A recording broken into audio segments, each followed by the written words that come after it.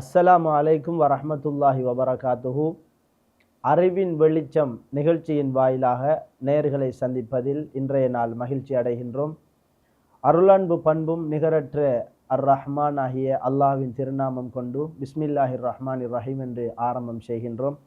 இன்றைய நாள் ரமலான் கற்றுத்தந்த ஆத்மீகம் என்ற தலைப்பின் கீழ் எமது கலந்துரையாடல் இந்த அறிவின் வெளிச்சம் நிகழ்ச்சியின் வாயிலாக இடம்பெறுகின்றது. இந்த நிகழ்வுக்கு கொழும்பு மருதான அருசியா மகளிர் அரபிக் கல்லூரி சிரேஷ்ட விரிவுரையாளராக இருக்கக்கூடிய கண்ணியத்திற்குரிய அல் ஆலிம் மௌலவி மஃபாஸ் மன்சூர் நுலாரி ஹஸ்ரத் அவர்களை நாங்கள் அழைத்து இந்த இடத்திலே கலந்துரையாடலை ஏற்பாடு செய்திருக்கின்றோம். கண்ணியத்திற்குரிய ஹஸ்ரத் அவர்களே, நமது ரமலான் நமக்கு கற்றுத்தந்த ஆத்மீகம் என்கின்ற விடயத்தின் ஊடாக இன்றைய நாள் நமது கலந்துரையாடல் அமைந்திருக்கின்றது. அல்ஹம்துலில்லாஹ். ஒரு வகுப்பு, அந்த வகுப்பிலே கற்றுக்கொண்ட பாடத்தை சமூகத்திலே ஒரு மனிதன் அந்த பாடத்தை வாழ்க்கையாக அல்லது அவருடைய தொழிலாக மனிதர்களுக்கு மத்தியிலே செய்கின்றார். அதே போன்று ஒரு காலத்திலே கற்றுக்கொண்ட ஒரு பாடத்தை அவருடைய வாழ்க்கையிலே அவர் செய்கின்றார் அனுபவமாக. அந்த அடிப்படையிலே ரமலான் என்கின்ற ஒரு 30 நாட்கள், ஒரு மாதம், இந்த மாதத்திலே அல்லாஹு ஜல்லஷானஹு வ தஆலா ரமலானை நமக்கு நோன்பு பிடிக்குமாறு கட்டளை பிறப்பித்து நோன்பை கடமையாக்கியிருக்கின்றார். இந்த நோன்பு, அதை அடுத்து இரவையிலே நின்று வணங்குதல், அதே போன்று இந்த நோன்பு என்கின்ற விடயத்திற்குள் சஹருடைய நேரம், பகல் முழுக்க பசித்திருப்பதும் தாகித்திருப்பதும் மாத்திரமன்றி தன்னுடைய மனோ இச்சையோடு போராடி அதை கட்டுப்படுத்துகின்றது. அதே போன்று இஃப்தாருடைய, இப்படியான விடயங்கள் ஃபுகஹாக்கள் நிறையவே நமக்கு சட்ட திட்டங்களாக சொல்லி தந்திருக்கின்ற பொழுது, ஆத்மீக ரீதியாக இந்த ரமலான் நமக்கு கற்றுத்தருகின்ற பாடம் என்ன என்கின்ற விடயம் குறித்து நமக்கும் நமது நேயர்களுக்கும் அழகான முறையிலே உங்களுடைய விரிவாக்கத்தை எதிர்பார்க்கின்றோம். இன்ஷா அல்லாஹ். அல்ஹம்துலில்லாஹ். உண்மையிலேயே ரமலானின் மூலமாக நிறைய பாடங்களை ஒரு மனிதன் அவனுடைய ஆத்மீக துறையில் அவனை முன்னேற்ற பாதையில் இட்டு செல்வதற்கு இந்த ரமலான் முக்கிய ஒரு பங்களிப்பாக இருந்து கொண்டிருக்கின்றது. காரணம், ஒரு மனிதன் பசியோடு தாகத்தோடு இருப்பதை அல்லாஹ் அவனுக்கு கட்டாயப்படுத்தி அவனிடத்திலிருந்து எதை எதிர்பார்க்கின்றான்? அந்த நோன்பு விதியாக்கப்பட்ட காரணத்தை, நோக்கத்தை அல்லாஹ் குர்ஆனில் சொல்லும் பொழுது லஅல்லக்கும் தத்தகூன், உங்களிடத்தில் இறையச்சம் ஏற்பட வேண்டும். இறையச்சம் அதனுடைய உள்ரங்க கருத்து என்ன? ஆத்மீகம். ஆத்மீகத்தில் உங்களை நீங்கள் பக்குவப்படுத்திக் கொள்ளணும், உங்களை நீங்கள் வளர்த்து கொள்ளணும். இதுதான் அந்த ரமலானுடைய முக்கிய குறிக்கோளாக, ரமலான் மாதத்தில் நோன்பு விதியாக்கப்பட்டதனுடைய குறிக்கோள் ஆத்மீகத்தில் உங்களை வளர்த்து கொள்ள வேண்டும். தக்வா உங்களிடத்தில் இருக்கின்றது. தக்வா இருந்ததால தான் நீங்கள் ரமலான் மாதம் நோன்பு பிடிக்கிறீங்க. தக்வா இருந்ததால தான் 5 வக்து தொழுகையை நிறைவேற்றுறீங்க. அதே நேரம் இதனுடைய நோக்கம் என்ன? அந்த நோக்கத்தை சரிவர நாம் எங்களுடைய வாழ்க்கையில் ஏற்படுத்தாத வரைக்கும் அதனுடைய நோக்கம் நிறைவேற இல்லைன்னு சொன்னால் நாம் பசியோடு தாகத்தோடு இருந்தது அர்த்தமற்றதாக ஆகிவிடும் என்பதை தான் இஸ்லாம் நமக்கு சொல்லித் தருகின்றது. ரமலானுடைய இந்த நோன்பு மனிதர்களிலே ஆத்மீக ரீதியான அம்சங்களை எப்படியெல்லாம் அதாவது ரமலானுடைய நோன்பு என்கின்ற பொழுது, நோன்பு மாத்திரம் இல்லை, ரமலான் கற்றுத்தந்த ஆத்மீகம் என்று சொல்லுகின்ற பொழுது, பசியை அல்லாஹு தஆலா ஒரு மனிதனுடைய ஆத்மீகத்தை செவ்வைப்படுத்துவதற்கு தேர்ந்தெடுத்ததனுடைய காரணம் என்ன? பசி மாத்திரம்தான் ஒரு மனிதனை ஆத்மீக ரீதியில் செவ்வைப்படுத்த முடியுமா என்பது நிச்சயமாக ஹஜ்ரத் அவர்களே, ஒரு மனிதன் பசியோடு இருக்கும் பொழுது, ஒரு ஏழை பசியோடு இருந்தால் அவன் இரவு பகலென்று இல்லாமல் ஒரு ஏழை மிகவும் அவன் கஷ்டப்படுகின்றான். அந்த நோன்பு என்ன செய்கின்றது? இவனுக்கு ஒரு ஏழையினுடைய அந்த பசியினுடைய தாக்கத்தை இவனுக்குள்ளால் உணர வைக்கின்றது. அதே போன்று பசியோடு இருக்கும் பொழுது ஒரு மனிதன் தனக்கு ரிஸ்க்களிக்கின்றவன் அல்லாஹ் ஒருவன் இருக்கின்றான், அவன்தான் ரிஸ்க்களிக்கின்றான். அவன் இட்ட அந்த கட்டளை, அதன் மூலமாக ஒரு மனிதன் பசியோடு இருக்கும் பொழுது அவனை எல்லா விதத்திலையும் அவனை பக்குவப்படுத்திக் கொள்வதற்கு, ஆத்மீக துறையில் அவனை வளர்த்து கொள்வதற்கு, உண்மையிலேயே அந்த மனிதனை அவன் பசியோடு இருப்பது அவனை முன்னேற்ற பாதையில், ஆத்மீக துறையில் அவனை முன்னேற்றத்தில் இட்டு செல்வதற்கு அது ஒரு முக்கியமான காரணமாக இருக்கும் என்பதனால தான் அல்லாஹ் சுப்ஹானஹு வ தஆலா ஒரு மனிதனுக்கு அன்றாடம் அவன் ஆத்மீகத்தோடு தொடர்பு பட்டது தான் தொழுகை, ஜிக்ரு, மற்ற அமல்கள் எல்லாம் இருக்கின்றது, ஆத்மீகத்தோடு சம்பந்தப்பட்டது. என்றாலும் அந்த பசியோடு இருப்பதன் மூலமாக வருடத்தில் ஒரு தடவை இப்படி ஒரு மாத காலம் நீ அந்த நோன்பு இருப்பதன் மூலமாக உன்னிடத்தில் என்ன மாற்றத்தை ஏற்படுத்த முடியும் என்ற ஒரு அழகிய பாடத்தை அல்லாஹ் அவனுக்கு உணர்த்துகின்றான். நிச்சயமாக பசி என்பது ஒரு மனிதனுடைய வயிற்று அல்லது இறைப்பையோடு சம்பந்தப்பட்டதாகத்தான் வெளிரங்கமான முறையிலே நாம் அறிந்திருக்கின்றோம். இந்த பசி, தாகம், இச்சையை கட்டுப்படுத்தல், இந்த விடயம் ஒரு மனிதனுடைய ஆத்மீகத்தோடு எப்படி சம்பந்தப்படுகின்றது? இதற்கு ஏதாவது ஆசார்கள், ஏதாவது வரலாறு, ஏதாவது தகவல்கள் இருக்கின்றதா ஹஜ்ரத் அவர்களே? ஆம், இன்று நாம் உலகத்தில் பார்க்கின்றோம். எத்தனையோ நபிமார்களுடைய வரலாறை எடுத்தால், அதே போன்று சஹாபாக்களுடைய வரலாறுகள், நமது முன்னோர்களான சலஃபு சாலிஹீன்கள், இறைநேச பெருமக்கள் ஒவ்வொருவரும் தன்னை பக்குவப்படுத்தி கொள்வதற்கு, தன்னை அல்லாஹுவின் பக்கம் நெருக்கி கொள்வதற்கு இந்த பசி உண்மையிலேயே மிக முக்கியமான ஒரு அம்சம். தன்னுடைய நாவை, தன்னுடைய இச்சையை, எல்லாவற்றிலையும் ஒரு மனிதன் பக்குவ நிலையை அடைவதற்கு பசித்து இருப்பது, தமிழில் கூட சொல்லுவாங்க, பசித்திரு, தனித்திரு, விழித்திரு. எங்கள் எல்லோருக்கும் தெரிஞ்ச விஷயம். அந்த பசி, தனித்திருப்பது, விழித்திருப்பது, இதன் மூலமாக எங்களுக்கு அந்த பதவி என்றால் என்னது? அல்லாஹ்விடத்தில் ஒரு மர்த்தபா, அல்லாஹ்விடத்தில் உயர் அந்தஸ்துகள் நமக்கு கிடைப்பதற்கு அது ஒரு முக்கிய காரணமாக இருக்கின்றது. நாம் மாணவர்களாக மதரசாவிலே ஓதுகின்ற காலத்திலே இந்த பதவி என்கின்ற விடயத்தை, அதாவது பசித்திரு, தனித்திரு, விழித்திரு என்று சொல்லித்தான் நிறைய விடயங்களை எங்களுக்கு பக்குவப்படுத்துவதற்கு எங்களுடைய உஸ்தாதுமார்கள் பயன்படுத்திய ஒரு செய்தி தான் இந்த பசித்திரு, தனித்திரு, விழித்திரு. இதை சொல்ல ஏதோ ஒரு சூஃபியாக மாறுகின்ற ஒரு ஃபீல் ஓதுகின்ற காலத்திலே வந்தது. நிச்சயம் அதை சொல்லி எங்களுக்குள்ளே, நண்பர்களுக்குள்ளே நாங்கள் பசித்திரு, தனித்திரு, விழித்திரு என்று சொல்லி சில உணவு கட்டுப்பாட்டை நாங்கள் வளர்த்திருக்கின்றோம். தனித்திரு என்று சொல்லுகின்ற பொழுது தனித்திருந்து அந்த பயிற்சியை எடுத்திருக்கின்றோம். விழித்திரு என்கின்ற அந்த பயிற்சியை இரவையிலே எல்லோரும் தூங்குகின்ற நேரத்தில் சில நேரம் பாடங்களை முத்தாலா செய்கின்ற சில வகுப்பு நண்பர்களை கண்டிருக்கின்றோம். அந்த பதவி என்கின்ற அந்த விடயத்தை எங்களுடைய உஸ்தாதுமார்கள் சொல்லுவது போன்று நோன்போடு தற்பொழுது ஹஸ்ரத் அவர்கள் இதை ஒப்பிடுவது மிக அழகான ஒரு சுவாரஸ்யமான விடயமாக இருக்கின்றது. அல்ஹம்துலில்லாஹ். உண்மையிலேயே எங்களுடைய ஆத்மீக குருநாதர்கள், ஷேகுமார்கள் இந்த நோன்பின் மூலமாக ஒரு மனிதன் விரதம் இருப்பதுன்னு சொல்லுவாங்க. அப்போ இஸ்லாத்தில் அதுக்கு தான் நோன்பு சொல்வது.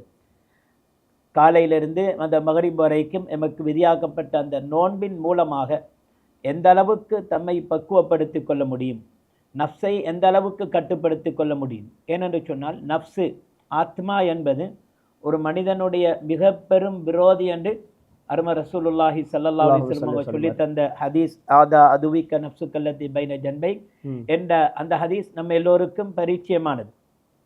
அடிக்கடி நாங்கள் பேசிக்கொள்ளக்கூடிய ஒரு விடயம். அப்போ ஆத்மா, நஃப்ஸு தான் ஒரு மனிதனை அல்லாஹுவுக்கு வழிபடுவதை விட்டும் அவனை திசை திருப்பக்கூடியது. அப்போ எந்த மனிதன் நஃப்ஸை தனக்கு அடிமையாக்கி அந்த நஃப்ஸுக்கு அவன் அடிமையாகி விடாமல் தான் சொல்லுகின்ற விதத்தில் அந்த நஃப்ஸை ஆக்கி கொள்வதற்கு இந்த நோன்பு, அந்த ஆத்மாவை, நஃப்ஸை பசியில் போடுவது என்பது மிக முக்கியமான ஒரு அம்சம் என்பதை நமக்கு சொல்லி தர. பசி என்பதற்கும் நஃப்ஸுக்கும் ஏதாவது சம்பவங்கள் தொடர்பு இருக்கின்றது ஹஸ்ரத் அவர்களே? ஆமாம், நிறைய விடயங்கள் இருக்கின்றது. அதை தான் எங்களுடைய சஹாபாக்களுடைய வரலாறுகளையாக இருந்தாலும் சரி, இறைநேச பெருமக்களான அவுலியாக்கள், நல்லவர்கள், சாலிஹின்களுடைய வாழ்க்கை வரலாறுகளையும் நிறைய எத்தனையோ வரலாறுகள், நிகழ்வுகள் நடைபெற்றிருக்கின்றன. ஒரு மனிதன் பசியோடு இருக்கும் பொழுது அவன் அல்லாஹ்வுக்கு வழிபடுவதற்கு, ஷைத்தானை விட்டும் தன்னை பாதுகாத்து கொள்வதற்கு, பாவச் செயல்களை விட்டும் கட்டுப்படுத்திக் கொள்வதற்கு அந்த நோன்பு ஒரு முக்கியமான அம்சமாக இருக்கின்றது. அதனால தான் அரும ரசூலுல்லாஹி ஸல்லல்லாஹு அலைஹி வஸல்லம் அவங்க சொன்ன ஹதீஸை மையமாக வைத்து தான் சொல்லப்படுகின்றது, அஸ்ஸௌமு ஜுன்னத்துன் மினன் நார். நோன்பு என்பது ஒரு மனிதனுக்கு பாவத்தை விட்டும் நரகத்திற்கு அவன் போய் சேர்வதை விட்டும் அவனை பாதுகாக்கக்கூடிய ஒரு கேடயம் அந்த நோன்பு. நம்ம நோன்பினுடைய அடிப்படை நோக்கம் என்ன? அதில் அவன் பசியோடு இருக்கணும். எனவே பசித்து இருப்பதனூடாக ரமலான் நமக்கு ஒரு ஆத்மீகத்தை கற்றுத்தருகின்றது. ஏனைய காலங்களிலும் உணவு உட்கொள்ளுவது, குடிப்பது, எங்களுடைய மனைவியோடு ஹலாலான முறையில் உறவாடுவது, இவ்வாறான விடயங்கள் ஹலாலாக இருந்த போதிலும் ரமலானுடைய மாதம் நமக்கு கற்றுத்தருகின்ற பாடம், ஏனைய நாட்களிலேயும் நாங்கள் அதிலே பக்குவமான முறையிலே இருந்து கொள்ள வேண்டும் என்பதைத்தான் ஹஸ்ரத் அவர்கள் மையமாக இங்கே கோடிட்டு காட்டுகின்றீர்கள். நிச்சயமாக ஒரு மனிதன் ரமலானில் 29 நாட்களோ 30 நாட்களோ அவன் நோன்பு இருக்கின்றான்.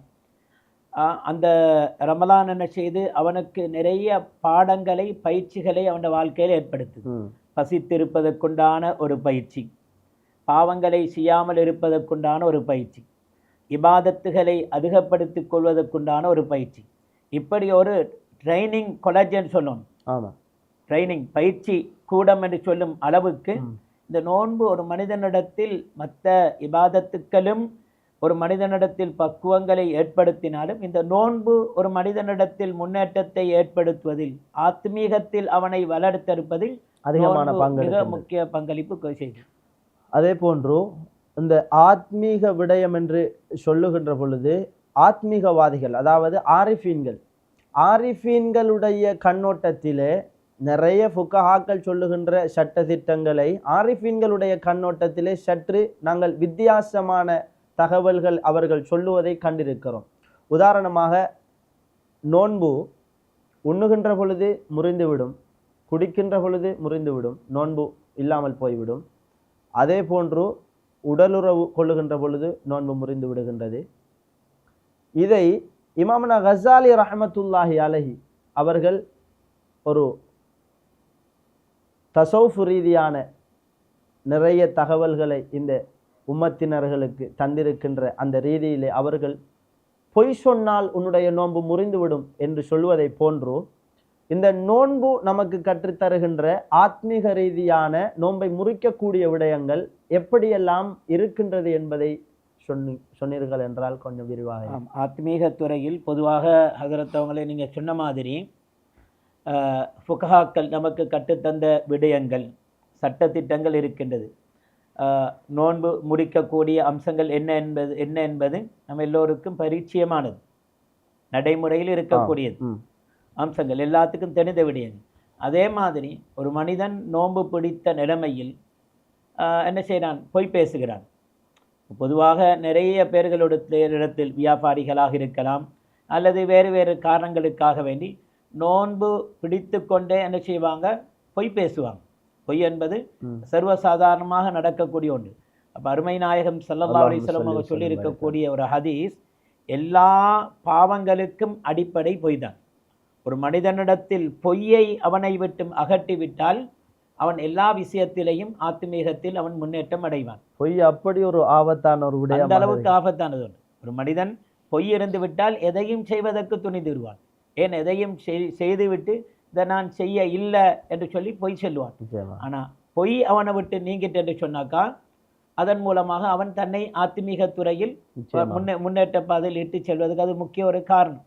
இதனால தான் அரும ரசூலுல்லாஹி ஸல்லல்லாஹு அலைஹி வஸல்லம் அவங்க நோம்பினுடைய விஷயத்தில் சொல்லும் பொழுது மல்லம் யத கௌல ஜூரி வல் அமல பிஹி, ஒரு மனிதன் நோன்பு நோட்ட நிலைமையில் கெட்ட வார்த்தைகள், வீணான பேச்சுக்கள், பொய் பேசுவது, புறம் பேசுவது, இதையெல்லாம் ஒரு மனிதன் விடாமல் அவன் நோன்பு பிடிப்பதால் அவன்ட நோன்பில் எந்த பிரயோஜனமும் இல்லை, அல்லாஹ்க்கு என்ற நோன்பில் எந்த தேவையும் இல்லை என்ற கருத்தை அருமை ரசூலுல்லாஹி ஸல்லல்லாஹு அலைஹி வஸல்லம் சொல்லி தந்தாங்க. பெருமானார் ஸல்லல்லாஹு அலைஹி வஸல்லம் அன்னவர்கள் ரமலானுடைய ஆத்மீக ரீதியான ஒரு தகவலை இப்படி சொல்லியிருக்கின்றார்கள் இல்லையா? ரமலானுடைய நோன்பை மாத்திரமல்லாமல் நோன்பு நோற்றவனாக கௌலஸூர் பொதுவாக பெருமானார் ஸல்லல்லாஹு அலைஹி வஸல்லம் சொல்லிவிட்டார்கள், தவறான பிழையான அதாவது மோசமான சொற்களை வார்த்தைகளை விடாமல் இருந்தால் அந்த நோம்பிலிருந்து ஒரு பலனும் இல்லை என்கின்ற தகவல்.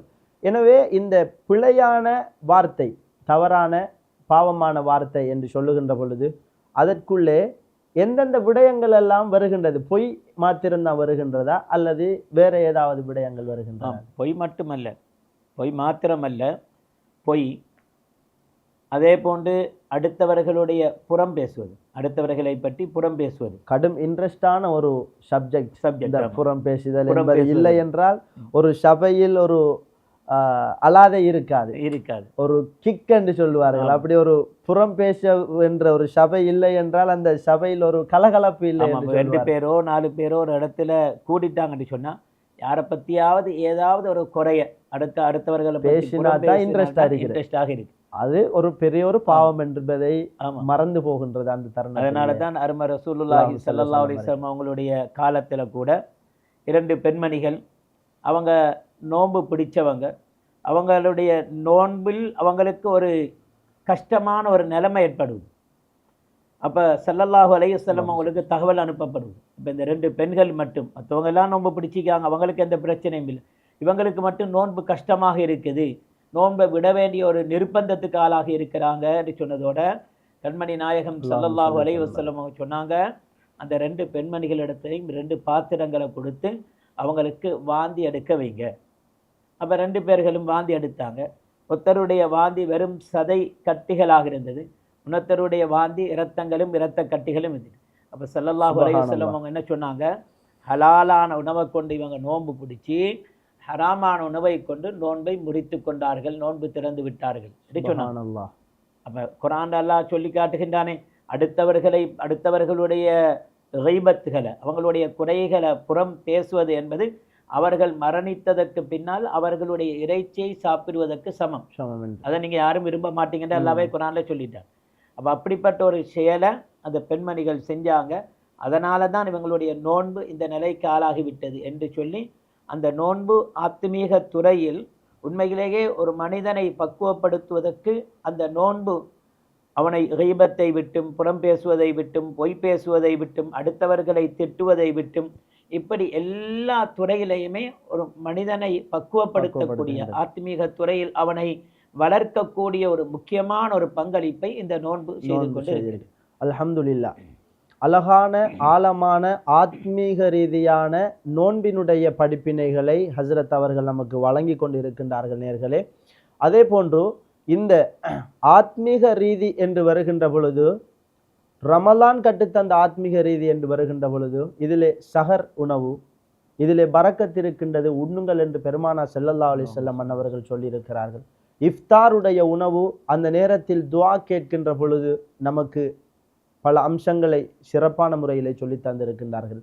ஆத்மீகம் நமக்கு இந்த ரமலான் சொல்லித் தருகின்ற ஆத்மீகம் நமது வாழ்க்கை முழுக்க இருக்க வேண்டும் இல்லையா? நிச்சயமாக. அந்த அடிப்படையிலே நம்முடைய வாழ்க்கை முழுக்க நாங்கள் இதிலே இருந்து, இந்த சஹருடைய நேரத்திலும் இந்த இஃப்தாருடைய நேரத்திலும் இருந்து கற்றுக்கொள்ளக்கூடிய ஆத்மீகம் என்ன ஹஸ்ரத் அவர்கள்? அருமை ரசூலுல்லாஹி ஸல்லல்லாஹு அலைஹி வஸல்லம் அவங்க சொன்னாங்க, தஸஹரு ஃபஇன்ன ஃபி ஸுஹூரி லபரக்கத்தன் அவ் கமா கால அலைஹி ஸலாம். சஹர் செய்யுங்க, அந்த சஹரில் நிச்சயமாக பரக்கத் இருக்குது என்று சொன்னால், ஒரு மனிதன் காலையிலேருந்து அந்தி வரைக்கும் நோன்பு அல்லாத காலங்களில் எவ்வளவோ உணவுகளை உட்கொள்வான், தாகம் என்று எவ்வளவோ குடிப்பான்.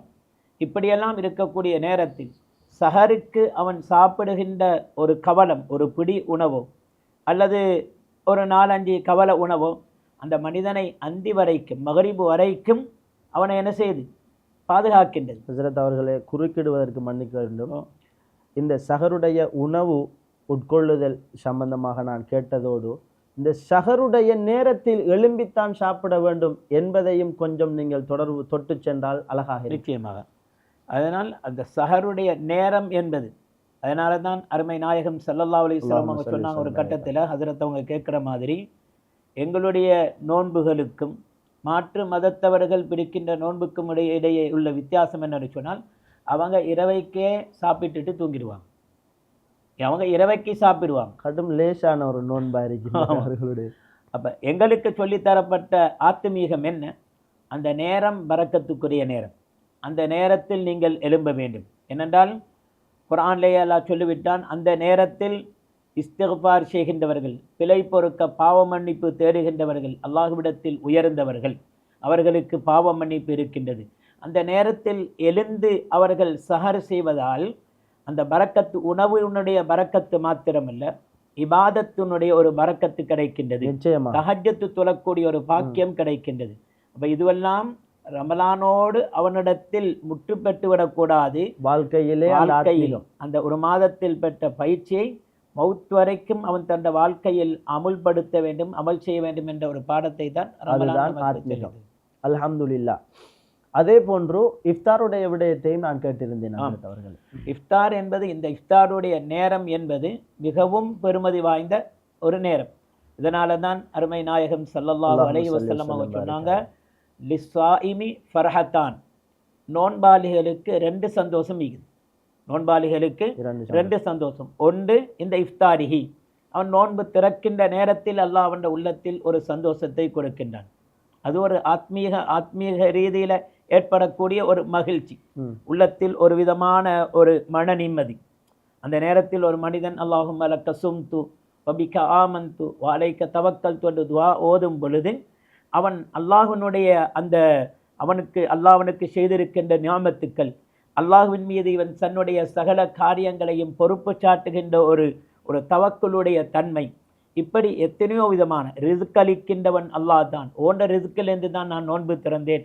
இது போன்ற நிலைமைகளை எல்லாம் அல்லாஹ் ஏற்படுத்தி, அதே போன்று அருமை நாயகம் ஸல்லல்லாஹு அலைஹி வஸல்லம் சொன்னாங்க, ஒவ்வொரு நாளும் இஃப்தாருடைய நேரத்தில் லட்சக்கணக்கான மக்கள் நரகத்தை விட்டு உரிமையிடப்படுகின்றார்கள். அப்போ அந்த நேரத்தில் நீங்கள் அல்லாஹ்விடத்தில் கேட்கின்ற துஆக்களுக்கு தனிப்பெரும் மகத்துவம் இருக்கின்றது. அந்த நேரத்தில் கேட்கின்ற துஆக்களை அல்லாஹ் திரையின்றி ஏற்றுக்கொள்கின்றான். இது போன்ற ரகசியங்கள், பல நுணுக்கங்களை அல்லாஹ் அந்த இஃப்தாருடைய நேரத்தில் வைத்திருக்கின்றான். வெறுமனே நாம நோன்பு திறப்பதற்காக வேண்டி சாப்பிடுவதும் குடிப்பதும் மாத்திரமல்ல அந்த இஃப்தார் என்பது. இஃப்தார் என்பதும் ஒரு ஆத்மீகத்தை உணர்த்தக்கூடியதாகத்தான் இருக்கிறது. நுணுக்கங்கள் என்று சொல்லுகின்ற பொழுது, ஷஹருடைய நேரமாக இருக்கட்டும் அல்லது இஃப்தாருடைய நேரமாக இருக்கட்டும், இந்த நேரத்திலே எங்களுடைய உள்ளம், எங்களுடைய உறுப்புகள் அனைத்தும், எங்களுடைய உணர்வுகள் அனைத்தும் வேலை செய்கின்றது என்கின்ற ஒரு விடயம் அங்கே ஒளிந்திருக்கின்றது, தொக்கி இருக்கின்றது. ஹஜ்ரத் அவர்கள் நுணுக்கமாக என்று சொல்லுகின்ற பொழுது என்னவென்று சொன்னால், ஷஹருடைய நேரத்திலே நியத்து வைத்தல் என்கின்ற ஒரு விடயம் இருக்கிறது. உள்ளத்தால் நியத்து வைப்பதோடு நாவினால் மொழிவது அது சுன்னத்தான விடயமாக இருப்பதோடு, இஃப்தாருடைய நேரத்திலே அவர் அல்லாஹும்ம லக்க சும்து, அதே போன்று தஹபல்லமஉ போன்ற துஆக்களையும் ஏனைய துஆக்களையும் உள்ளத்தாலும் நாவினாலும் அந்த உணவை உட்கொள்ளுகின்ற அந்த உணர்வு பூர்வமாகவும் அவர் அந்த பயிற்சியை எடுத்துக்கொள்வதன் ஊடாக வாழ்க்கை முழுக்க அந்த ரமலானில் செய்த அந்த பயிற்சியை, அந்த ஆத்மீகத்தை அவருடைய வாழ்க்கை முழுக்க அவர் கொண்டு வர வேண்டும் என்கின்ற அந்த ஆத்மீகம் அங்கே நிற்கின்றது. ஹஜ்ரத் அவர்கள் அதை அழகான முறையிலே சொல்லித் தருகின்ற ஒரு பாணி எங்களுக்கு மிகவும் அருமையாக இருக்கின்றது. அல்ஹம்துலில்லாஹ். உண்மையிலேயே அந்த ஒரு மனிதன் அந்த ரமலானின் மூலமாக சஹருடைய நேரத்தில் விழித்திருப்பது, தஹஜ்ஜத் தொழுவது, இஸ்திக்பார்கள் செய்வது, உணவு, இந்த நேரத்தில் எல்லாம் அவனுடைய உள்ளம் அல்லாஹோடு தொடர்பு படுகின்றது. இதுதானே ஆத்மீகம். உள்ளம் அல்லாஹோடு தொடர்பு படுவது தான் ஆத்மீகம். ஆத்மார்த்தமான இபாதத்தை அன்றி வேற எதுவும் நாங்கள் உங்களுக்கு ஏவவில்லை. வமா உமிரு இல்லா லியஅபுதுல்லாஹ முஹ்லிஸீன என்கின்ற பெருமானா ஸல்லல்லாஹு அலைஹி வஸல்லம் அன்னவர்களை ஆயிஷா உம்மா ரலியல்லாஹு அன்ஹா அன்னவர்கள் இரவு நேரத்திலே அல்லது ஒரு நடுநிசி என்றுதானே சொல்லப்படுகின்றது, அந்த நேரத்தில் தானே பெருமானா ஸல்லல்லாஹு அலைஹி வஸல்லம். எனவே ஹஸ்ரத் அவர்கள் சொல்லுகின்றது எங்களுடைய வாழ்க்கையிலும் ரமலான் கற்றுத்தருகின்ற ஆத்மீகம் அப்படித்தானே ஹஸ்ரத்? நிச்சயமாக. அப்போ அந்த ஆத்மீகம் என்பது அந்த ரமலானோடு நின்று விடுமாக இருந்தால், ரமலானுக்கு மட்டும் என்று வந்துட்டால் அங்கே ஆத்மீகத்தில் எந்த முன்னேற்றத்தையும் எங்களால் பார்க்க முடியாது. நிச்சயமாக ரமலானில் நாம் பெறுகின்ற அந்த பயிற்சி, அந்த பயிற்சி கூடமாக இருக்கக்கூடிய அந்த ரமலானை மௌத்து வரைக்கும் ஒவ்வொரு அம்சத்தையும், சஹராக இருக்கலாம், இஃப்தாராக இருக்கலாம், பசியோடு இருப்பதாக இருக்கலாம், குர்ஆன் ஓதுவதாக இருக்கலாம். ரமலானை பொறுத்தவரையில் எடுத்துக்கொண்டால் அதிகமான இபாதத்துக்களில் ஈடுபடுவோம். மற்ற காலங்களை விட தொழுகையை அவ்வள் வக்திலேயே ஜமாத்தோடு தொழுகின்ற ஒரு பழக்கம் நமக்கு மத்தியில் அதிகமானவர்களிடத்தில் இருக்கின்றது. அதே போன்று குர்ஆனோடு தொடர்பை இந்த ரமலானில் அதிகப்படுத்தி கொள்கின்ற ஒரு பழக்கத்தை எங்களோட சமூகத்தில் உம்மத்திடத்தில் பார்க்கின்றோம்.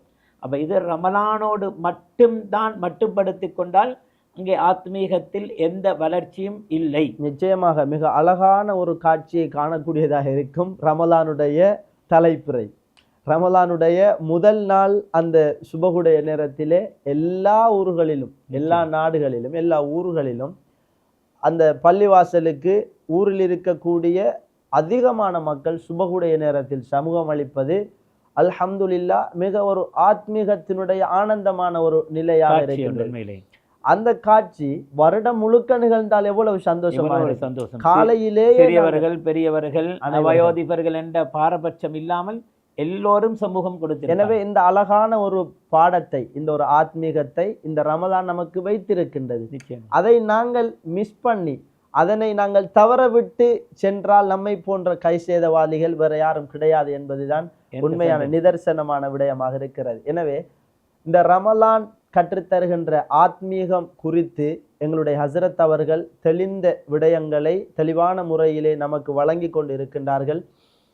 ரமலானுடைய ஆத்மீகம், ரமலான் கற்றுத்தந்த ஆத்மீகம், இதிலே தான் இன்னும் ஒரு அம்சம், இரவையிலே நின்று வணங்குதல். இதற்குத்தான் அரபிலே சொல்லுவது கியாமுல் லைல் என்று.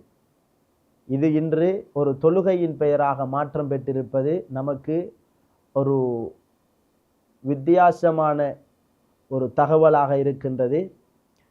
கியாமுல் லைல் என்று சொன்னால் இரவையில் நின்று வணங்குதல். இது குறித்து ரமலான் கற்றுத்தந்த ஆத்மீகம் சம்பந்தமாக ஹசரத் அவர்கள் தெளிவான ஒரு விடயத்தை தந்தால் அழகாக. காலத்துக்கு தேவையான பொருத்தமான பெருமதியான ஒரு கேள்வியை ஹசரத் அவங்க கேட்டீங்க.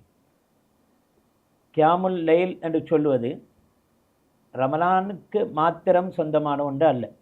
கியாமுல் லைல் என்று சொன்னால் அதனுடைய கருத்து என்ன? அந்த கருத்தை இன்றைய மக்கள் புரியாமல் தான் அதற்கென்று ஒரு தனி தொழுகையை ஏற்படுத்தி அந்த தொழுகை அது மட்டும்தான் கியாமுல் லைல் என்று சொல்லிக் கொண்டிருக்கின்றார்.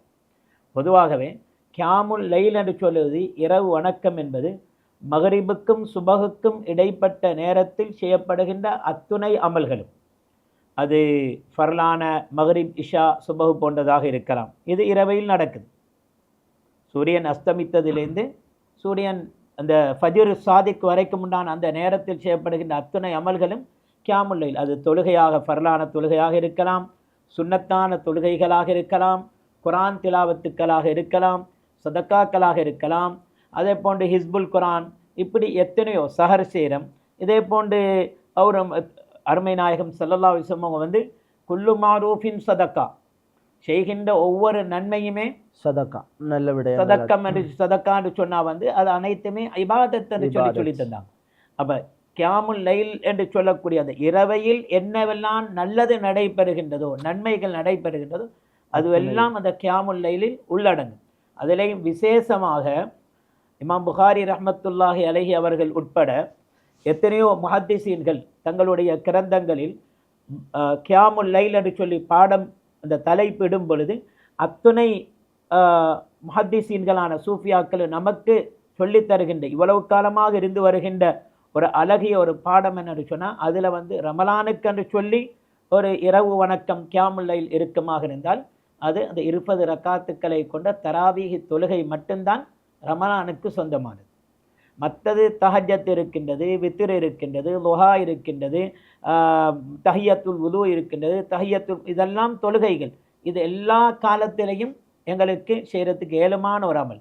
ஆனால் தராவீஹ் ரமலானுக்கு என்று சொல்லக்கும் மன்காம ரமலான ஈமானன் வஹ்திசாபன் குஃபிர லஹு மா தகத்தம மின் ஸம்பிஹி என்று சொல்லக்கூடிய அந்த ஹதீஸில் எல்லாரும் சுட்டி காட்டுவது, எல்லா முஹத்திஸீன்கள் எங்களுடைய சூஃபியாக்கள் இமாம்கள் எல்லாம் சுட்டி காட்டக்கூடியது தராவீஹ் தான். சலாத்து தராவி, இரவு வணக்கம் என்று சொல்லி வரும் பொழுது அதுதான். அந்த சலாத்து தராவீஹ் இருக்கின்றதை உண்மையிலேயே ஒரு மனிதனை ஆத்மீக துறையில் அவனை பக்குவப்படுத்துவதற்கு அந்த ஒவ்வொரு நாளும் தொழக்கூடிய அந்த தராவீஹ் தொழுகைக்கு எங்களுடைய இமாம்கள் ஒவ்வொரு நாளைக்கும் அவன் இந்த சலாத்து தராவி தொழுகையை தொழுவதனால் அவனுக்கு ஏற்படக்கூடிய பலன்கள் என்ன, முதலாவது நாள் தொழுதால் அவனுக்கு ஆத்மீக ரீதியில் அவனுக்கு ஏற்படக்கூடிய பலன் என்ன, இரண்டாவது நாள் தொழுவதனால இப்படி ஒவ்வொரு நாளும் அவனுடைய ஆத்மீகத்தை வளர்த்து கொள்வதற்கு அந்த தராவீஹ் தொழுகை எந்த அளவுக்கு அவனுக்கு முக்கியத்துவம் கொடுக்கின்றது என்பதையும் சொல்லி காட்டி இருக்கின்றார். அதனால தான் அருமை நாயகம் ஸல்லல்லாஹு அலைஹி வஸல்லம் அவங்க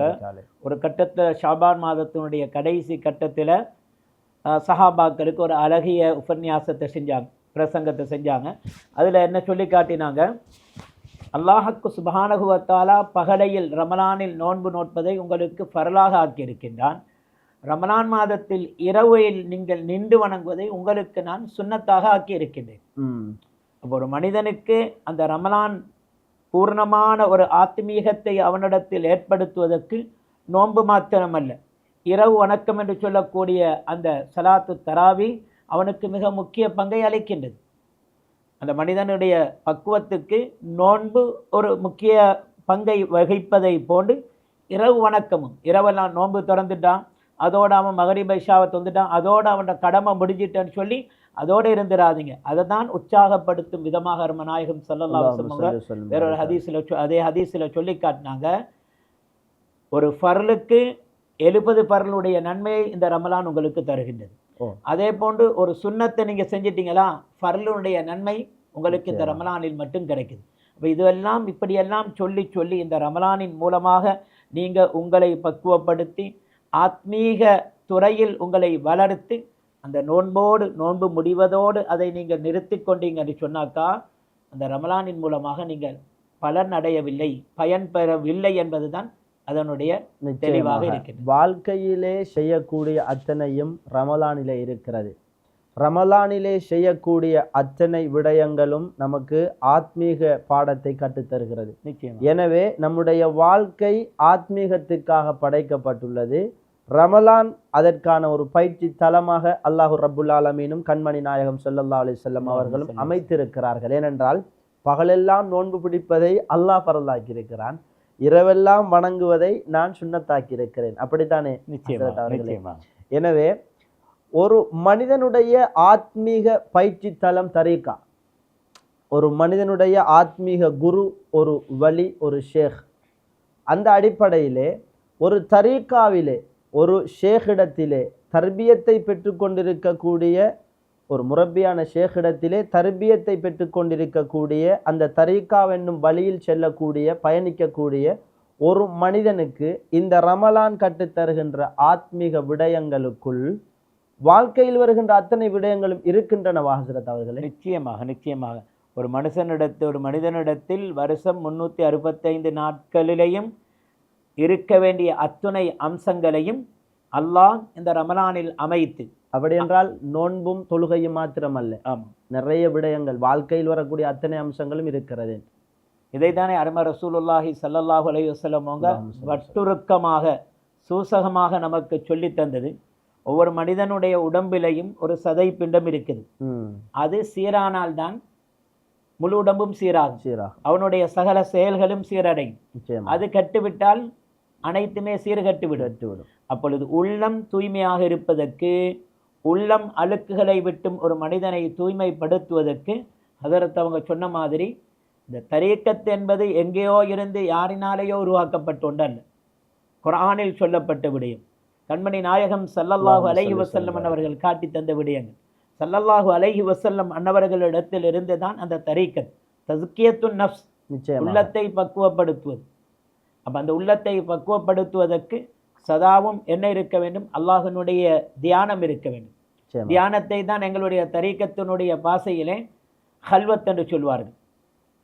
தியானித்திருப்பது ஹல்வத் என்று சொன்னால் உள்ளத்தை விட்டும் அனைத்து அம்சங்களையும் அகற்றி உள்ளத்தில் அல்லாஹ்வினுடைய சிந்தனையை ஏற்படுத்திக் கொள்வது. அப்படி என்றால் ஹல்வத்து இஅ்திகாஃப், ரமலானில் இருக்கின்ற அந்த இஅ்திகாஃபை நாங்கள் எடுத்துக்கொள்ளலாம். நிச்சயமாக அப்ப ரமலான் கற்றுத்தந்த ஆத்மீக பயிற்சி எங்களுக்கு தரிக்கத்திலே ஹல்வத்தாக அமைகிறது. வாழ்க்கையில் முழுக்க அது இருக்க வேண்டும். நிச்சயமாக இருக்கு. அடுத்ததாக ஹஜ்ரத் கேட்டதுனால இந்த இடத்தில் சொல்லி ஆக வேண்டும். இஅ்திகாஃப் அருமை ரசூலுல்லாஹி ஸல்லல்லாஹு அலைஹி வஸல்லம் அவங்க ரமலான் மாதத்தினுடைய கடைசி 10 நாட்கள்லையும் என்ன செய்வார்கள்? தன்னுடைய வேட்டியை இறுக்கமாக கட்டி அமல்களின் பக்கம் அவர்களும் அதிகமாக ஈடுபடுவாங்க. தந்த குடும்பத்தினர்களையும் தூங்க விடாமல் விழித்திருந்து அமல் செய்யுமாறு உற்சாகப்படுத்துவார்கள்.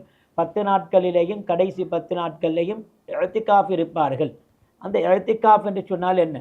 இஅ்திகாஃப் என்ற பெயரில் இன்று மஸ்ஜிதுகளில் பள்ளி வாயில்களில் சென்று தாம் செய்த அமல்களை எல்லாம் அழித்து கொள்ளக்கூடிய ஒரு நிலையை பார்க்கணும்.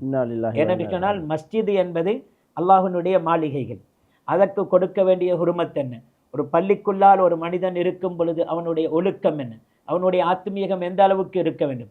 அல்லாஹ்வினுடைய மாளிகையை எப்படி மதிக்க வேண்டும்? அப்போ இந்த மதிக்கக்கூடிய விஷயத்தில் எங்களுடைய ஆத்மீக குருநாதர்கள் எப்படி நமக்கு அதை பக்குவப்படுத்தினார்கள், எப்படி எங்களுக்கு காட்டி தந்தார்கள். எல்லா பாடங்களும் அதில் இருக்கின்றது. ஒரு மனிதன் மஸ்ஜிதுக்கு சென்று விட்டால் வெளியில் வரும் வரைக்கும் உலக சம்பந்தப்பட்ட எந்த ஒரு பேச்சையும் பேசக்கூடாது. இவன் இஅ்திகாஃப் என்ற நோக்கத்தோடு போயிட்டு சொல்லுவாங்க, குளிக்க போய் சேத்தை பூசி கொண்டு வந்த கதைன்னு சொல்லி அந்த மாதிரி நன்மையை தேட போயிட்டு இருக்கிற நன்மைகளை எல்லாம் அழிச்சிட்டு வரக்கூடிய ஒரு அபாயகரமான நிலையும் இருக்கிறது. நாம் யாருக்கும் இஅ்திகாஃப் இருக்க வேண்டாம், இரவு வணக்கம் செய்ய வேண்டாம் என்று சொல்லவில்லை. செய்கின்ற அமல்கள் அல்லாஹ்விடத்தில் பிரதிபலிக்கக்கூடியதாக ஆத்மீகத்தில் எங்களை பக்குவப்படுத்தக்கூடிய நிலையில் அதை ஆக்கிக் கொள்ள வேண்டும் என்பதை தான் வலியுறுத்துகிறது. இஅ்திகாஃப் என்பதனுடைய தரஜமா, அதாவது டிரான்ஸ்லேஷன், அதனுடைய நேரடி அர்த்தம் என்ன ஹஜ்ரத் அவர்களே? இஅ்திகாஃப் என்று சொன்னால் தரிப்பட்டு இருப்பது, அங்கே தங்குவது என்ற கருத்து. இப்போ பொதுவாகவே நாங்கள் ஒவ்வொரு தடவையும் பள்ளிக்காக வேண்டி மஸ்ஜிதுக்கு நுழையும் பொழுது ஒரு தொழுகைக்காக வேண்டி ஏதாவது ஒரு பரலாக்கப்பட்ட தொழுகைக்கோ சுன்னத்தான ஒரு தொழுகைக்கோ பள்ளிக்குள் நுழையும் பொழுதே நமக்கு மார்க்கம் சொல்லித்தரக்கூடிய ஆத்மீகம் கற்றுத்தரக்கூடிய ஒரு பாடம் என்ன? நவைத்துல் இஅ்திகாஃப் மாதும் ஃபீ ஹாதல் மஸ்ஜிதில் லில்லாஹி தஆலா. இந்த பள்ளியில் எவ்வளவு நேரம் நான் தரிப்பட்டு இருப்பேனோ, பள்ளியிலிருந்து வெளியேறும் வரைக்கும் தரிப்பட்டு இருக்கும் நேரம் வரைக்கும் அல்லாஹ்வுக்காக வேண்டி நான் இந்த பள்ளியில் தரிப்பட்டிருக்கிறேன் என்ற நோக்கத்தோடு சென்றால் அவன் அந்த பள்ளிக்குள்ளால போயிட்டு எந்த அமலும் செய்யலை, வெறுமனே உட்கார்ந்து கொண்டிருந்தாலும் ஒவ்வொரு செகண்டுக்கும் அங்கே நன்மைகள் பதிவு செய்யப்பட்டு கொண்டு இருக்கின்றது. நிச்சயமாக ரமலானுடைய மாதத்தில் நாம் அனுபவிக்கின்ற பசியாக இருக்கட்டும், தாகமாக இருக்கட்டும், தனித்திருக்கின்ற இஅ்திகாஃபாக இருக்கட்டும், இரவில் விழித்தெழுந்து உணவு உட்கொண்டு இபாதத்துக்களை செய்தல் என்கின்ற விடயமாக இருக்கட்டும், இதுவெல்லாம் ரமலான் அல்லாத காலத்தில் அஸ்ஹாபு சுஃபா என்றும் சஹாபாக்களுடைய அன்றாட வாழ்க்கை என்றும், பெருமானார் ஸல்லல்லாஹு அலைஹி வஸல்லம் அன்னவர்களுடைய அன்றாட வாழ்க்கை என்றும், ஃபாத்திமா ரலியல்லாஹு அன்ஹா அன்னவர்களுடைய அந்த அஹ்லுல் பைத் என்கின்ற அவர்களுடைய வாழ்க்கை என்றும், நாமெல்லாம் ரமலானிலே இறைவன் கடமையாக்கி விட்டான் என்பதற்காக வேண்டி இருக்கின்ற இந்த இருப்பு,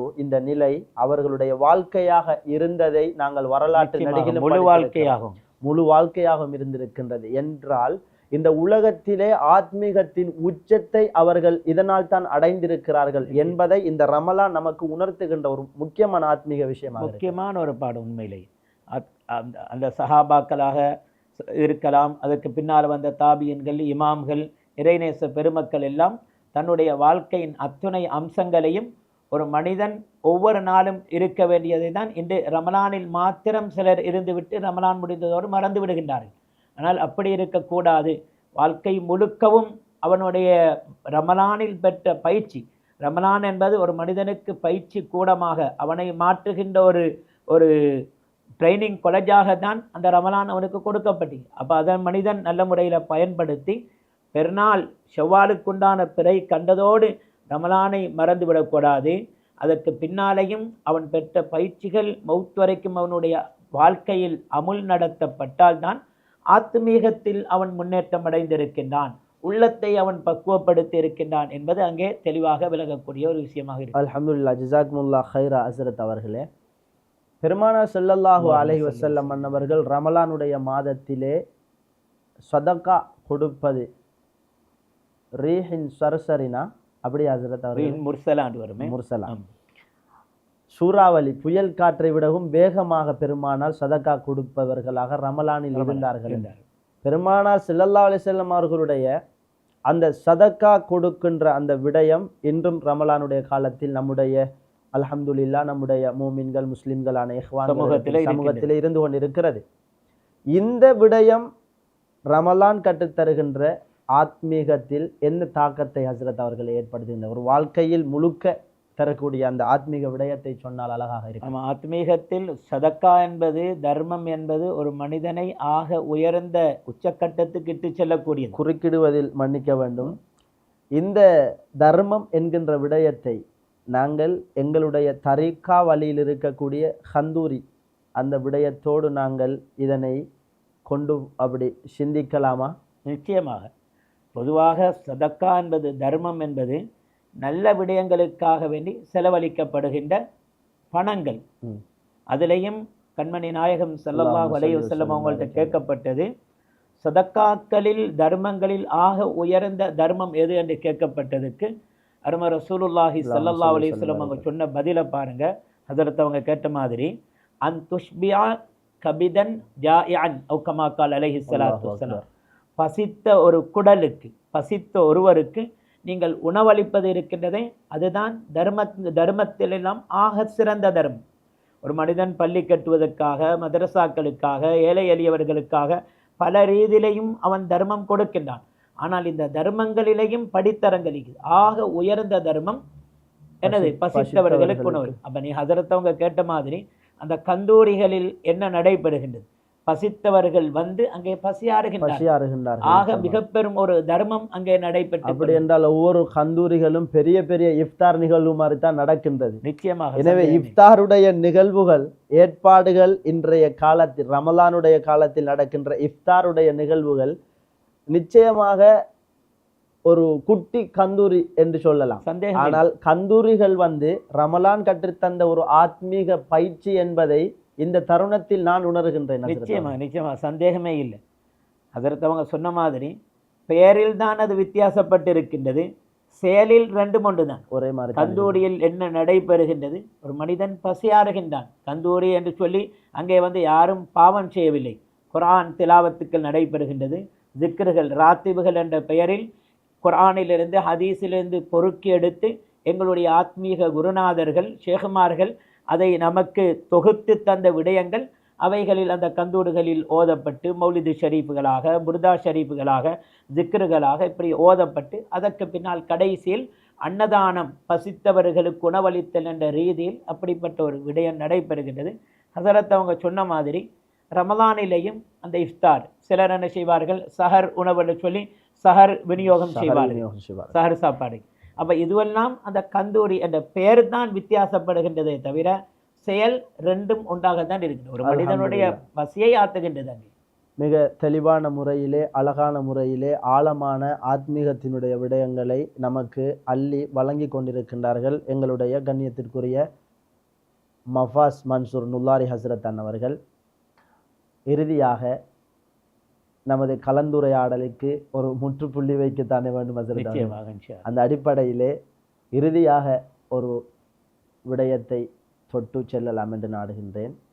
ரமலான் மாதத்தினுடைய 30 நாட்களும் அந்த ரமலான் கற்றுத்தந்த ஆத்மீக விடயங்களும் நம்முடைய வாழ்க்கையிலே நிரந்தரமாக இருக்க வேண்டுமென்றால், ஒரு மனிதனிடத்திலே எண்ணெய் எடுத்துக்கொண்டால், நான் எண்ணெய் வைத்து பேசுகின்றேன், ரமலானுடைய மாதத்திலே நான் ஒரு பக்குவவானாக, ஒரு இஹ்லாஸோடு, ஒரு தஹஜ்ஜத்துடைய நேரத்திலே, ஒரு இஃப்தாருடைய நேரத்திலே அங்கே உட்கார்ந்து அந்த ரமலானுடைய அனைத்து அம்சங்களையும் சரிவர செய்கின்றேன், பெருநாளை அடைகின்றேன், சந்தோஷத்தில் குதூகலத்தில் எல்லா என்னுடைய கொண்டாட்டங்களை வெளிப்படுத்துகின்றேன்.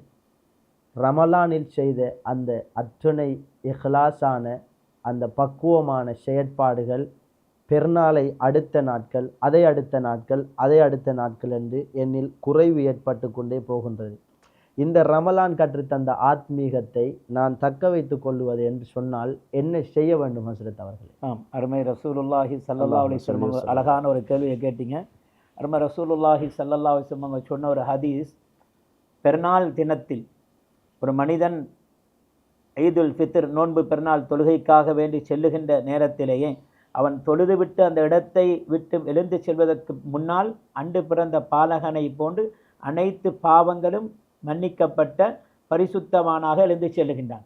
இந்த நேரத்தில் ஷைத்தான்கள் கட்டிவிடப்பட்டிருந்த அந்த ரமலான் முடிந்ததோடு ஷைத்தான்கள் அவிழ்த்து விடப்பட்டு விடுவார்கள். அந்த பெருநாளுடைய தினத்தில் இபிலீஸ் தன்னுடைய தலையில் மண்ணை வாரி போட்டுக்கொண்டு ஒப்பாரி வைத்து அழுவானாம். அந்த நேரத்தில் குட்டி சைத்தான்கள் எல்லாம் வந்து கேட்பார்களாம், எங்களுடைய தலைவரை என்ன நடந்தது, ஏன் அழுகின்றீர்கள்?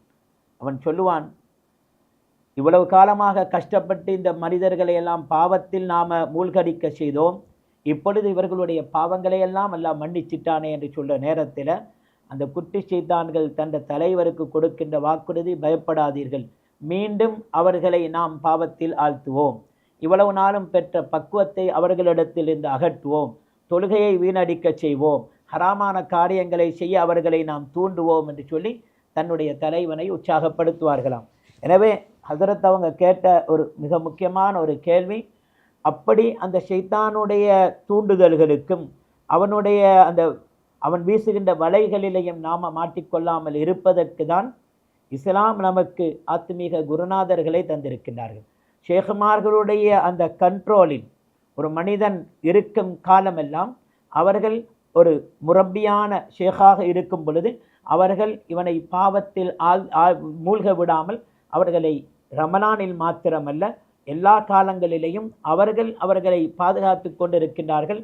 அப்படி பாதுகாக்கக்கூடிய ஒரு ஆற்றலை அல்லாஹ் அவர்களுக்கு கொடுத்திருக்கின்றான் என்ற செய்தியையும் இஸ்லாம் நமக்கு அழகாக தெளிவாக சொல்லி தந்து கொண்டிருக்கிறது. வல்லாஹி ஹஸ்ரத் அவர்கள் சொல்லுகின்ற இந்த விடயம் ஒரு மிக யதார்த்தமான ஒரு உண்மையான ஒரு விடயமாக, அனுபவமான ஒரு விடயமாக இருந்து கொண்டிருக்கின்றது, நிதர்சனமான ஒரு விடயமாக இருக்கின்றது. பெருமானார் ஸல்லல்லாஹு அலைஹி வஸல்லம் மன்னவர்களை குறித்து அல்லாஹு ஜல்லஷானஹு வ தஆலா அறிமுகப்படுத்துகின்ற பொழுது இவர்களை தூய்மைப்படுத்துவதற்காக அந்த ரசூலை நாங்கள் அனுப்பியுள்ளோம் என்று. அப்போ அந்த இடத்திலே தஸ்கியத்துன் நஃப்ஸ் ஒரு நபி, ஒரு ரசூலாகிய கண்மணி நாயகம் ஸல்லல்லாஹு அலைஹி வஸல்லம் அவர்களுடைய ஒரு பணியாக இருக்கிறது. மனிதர்களுடைய தஸ்கியத்துன் நஃப்ஸ், அவர்களுடைய நஃப்ஸுகளை பரிசுத்தப்படுத்துதல் என்பது ரமலான் அதை செய்கின்றது. அதே போன்று பெருமானார் ஸல்லல்லாஹு அலைஹி வஸல்லம் அன்னவர்களுடைய வழித்தோன்றலில் வந்துதித்த அவர்களுடைய சில்சிலாவோடு தொடர்போடு இருக்கக்கூடிய அந்த பயிற்றுவிப்பை பெற்று கொண்டு வந்து இருக்கக்கூடிய ஷேகுமார்கள் அவர்களின் ஊடாக ரமலான் கற்றுத்தந்த ஆத்மீகத்தை தக்க வைத்து கொள்ளலாம் என்று ஹசரத் அவர்கள் சொல்லித்தந்த இந்த விடயம் அல்ஹம்துலில்லாஹ் மிகவும் மிகவும் ஒரு பிரயோஜனமான விடயமாக நமது இந்த அறிவின் வெளிச்சம் நமக்கு கற்றுத்தருகின்ற பாடமாக இருந்து கொண்டிருக்கின்றது. நேயர்களே, இன்றைய நிகழ்வு மிக முக்கியமான ஒரு அம்சமாக இருப்பதை நான் உணர்வது போன்று நீங்கள் ஒவ்வொருவர்களும் உணர வேண்டும் என்கின்ற விடயத்தை நான் உங்களுக்கு மத்தியிலே தந்து அருமையான நேயர் பெருமக்களுக்கு இந்த நிகழ்வை முடிவுக்கு கொண்டு வருவது வாயிலாக ரமலான் கற்றுத்தந்த ஆத்மீகத்திலே பல்வேறுபட்ட விடயங்கள், ரமலானுடைய சஹருடைய விடயம், ரமலானுடைய இஃப்தாருடைய விடயம், ரமலானிலே இரவு வணக்கம் செய்தல், ரமலானிலே இஃப்தார் ஏற்பாடு செய்தல், ரமலானிலே சஹர் ஏற்பாடு செய்தல், ரமலானிலே இஅ்திகாஃப் இருத்தல், ரமலானிலே சதகா தான தர்மங்கள் கொடுத்தல், இவைகளெல்லாம் நமக்கு கற்றுத்தருகின்ற ஆத்மீகம் குறித்து, அதே போன்று அந்த ஆத்மீக விடயங்களை அந்த பயிற்சியை நம்மில் பயிற்சி பெற்றதை போன்று எங்களுடைய வாழ்க்கையிலே நிரந்தரமாக்கி கொள்வது எப்படி என்கின்ற வழிமுறைகள் எல்லாம் எங்களுடைய ஹஸ்ரத் அவர்கள், கண்ணியத்திற்குரிய அல் ஆலிம் நுலாரி ஹஸ்ரத் அவர்கள், அதாவது மஃபாஸ் மன்சூர் நுலாரி ஹஸ்ரத் அவர்கள் அழகான முறையிலே நமக்கு தெளிவுபடுத்தியிருக்கின்றார்கள். இந்த ரமலானுடைய இந்த பயிற்சி ஒரு ஷேக்கிடத்திலே நாங்கள் சென்று இதனை தக்க வைத்து கொள்ளலாம், அந்த பயிற்சியை பெற்றுக்கொள்ளலாம் என்கின்ற சுவாரஸ்யமான உண்மையான நிதர்சனமான அருமையான விடயத்தை, சத்தியமான விடயத்தை அழகான முறையிலே சங்கையான முறையிலே சொல்லி தந்த ஹஸ்ரத் அவர்களுக்கு ஜஸாக்குமுல்லாஹ் ஹைரா என்கின்ற விடயத்தை கூறி, நேர் அனைவர்களுக்கும் நாங்கள் மனமார்ந்த நன்றியை கூறி இந்த அறிவின் வெளிச்சம் என்கின்ற எமது நிகழ்வை நாங்கள் இந்த கலந்துரையாடலை முடிவுக்கு கொண்டு வருகின்றோம். எல்லாம் வல்ல ரப்புல் ஆலமீன் நம் அனைவர்களையும் பொருந்திக் கொள்வானாக. இந்த இடத்திலே பேசப்பட்ட கலந்துரையாடப்பட்ட இந்த உரையாடலை அல்லாஹ் ரப்புல் ஆலமீன் பொருந்திக் கொள்வானாக. எங்களுடைய பெற்றோர்களை பொருந்திக் கொள்வானாக.